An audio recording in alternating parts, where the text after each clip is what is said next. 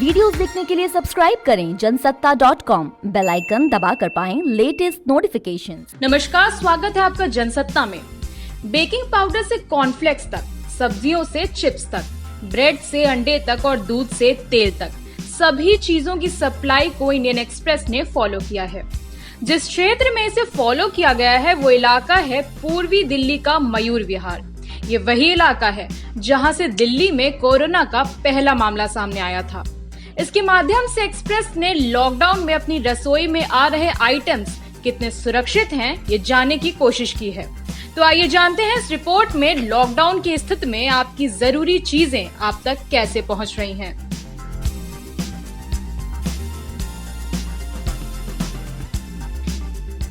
दो मार्च को पूर्वी दिल्ली के मयूर विहार में 45 वर्षीय एक व्यवसायी में कोविड-19 का पहला मामला सामने आया था। ये राजधानी का कोरोना वायरस से संक्रमित पहला मामला था। इसके बाद से पूर्वी दिल्ली में 200 से अधिक मामले सामने आ चुके हैं। ये क्षेत्र लगभग 10 क्षेत्रों से जुड़ा हुआ है। इसकी वजह से क्षेत्र में खाद्य आपूर्ति नेटवर्क को दिक्कतों का सामना करना पड़ रहा है। आवश्यक उद्योगों को लॉकडाउन के बावजूद संचालन रखने के आदेश दिए गए हैं। इसके बावजूद कुमार और अन्य विक्रेताओं को खरीद और वितरण में व्यवधान का सामना करना पड़ रहा है। पिछले 2 हफ्तों में कोविड-19 के प्रसार को रोकने और जांच के लिए पूरे देश में दूसरा लॉकडाउन लागू किया गया था।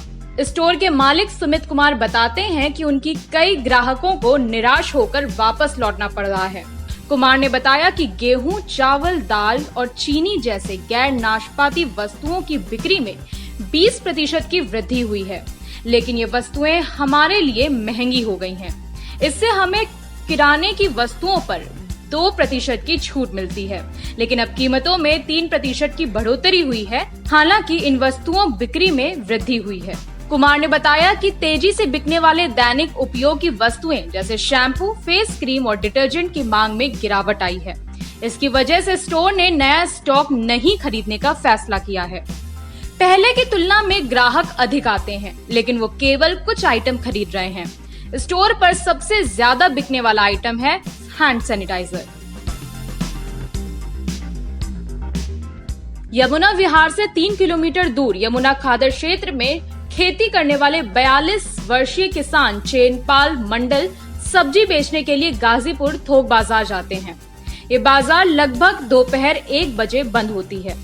मंडल बाजार में 1 कुंटल ककड़ी को एक बोरी में पैक कर एक टेम्पो पर लोड करता है, जिसे उसने 500 रुपए में किराए पर लिया है और लगभग 2 बजे सुबह गाजीपुर बाजार में आता है।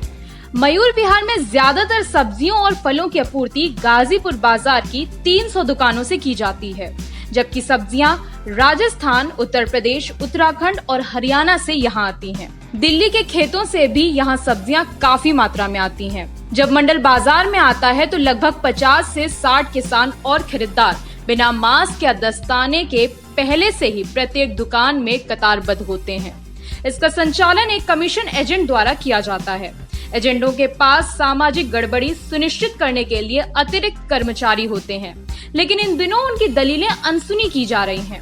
यहाँ पर अधिक भीड़ से बचने के लिए आजादपुर मंडी प्रणाली को अपनाया गया है, जहाँ 3 लोगों में कोविड-19 के सकारात्मक लक्षण पाए गए हैं। इनमें से एक 57 वर्षीय किसान की मौत भी हो चुकी है। आजादपुर मंडी में सुबह 6 बजे से रात के 10 बजे तक केवल 1000 वाहनों को अंदर जाने की अनुमति दी गई है। प्रत्येक बैच को 4 घंटे मिलते हैं। थोक विक्रेताओं को रात 10 बजे से सुबह 6 बजे के बीच अनुमति दी जाती है।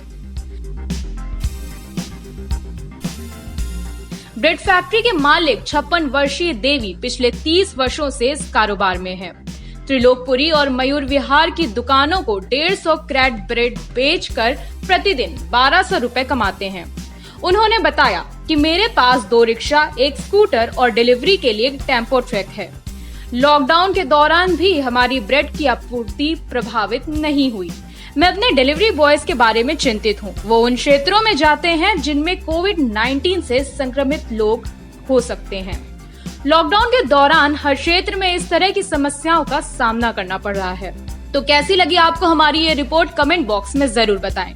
बाकी देश दुनिया की खबरों से बने रहने के लिए देखते रहें जनसत्ता।